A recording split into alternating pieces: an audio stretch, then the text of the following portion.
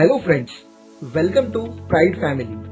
In this video, I will going to explain what dividends are and how they work. One day, Rohan planted a mango tree and patiently waited for it to grow and bear fruits. After a few years, the tree became healthy and started producing lots of mangoes. One season, the tree produced more mangoes than Rohan needed.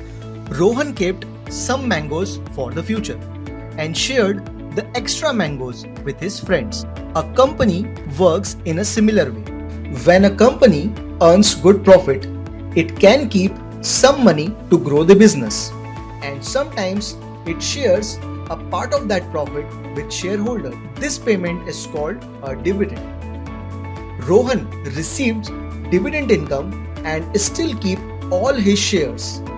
Just like Rohan shared extra mangoes from his trees, company shares a portion of their profits with shareholders through dividends.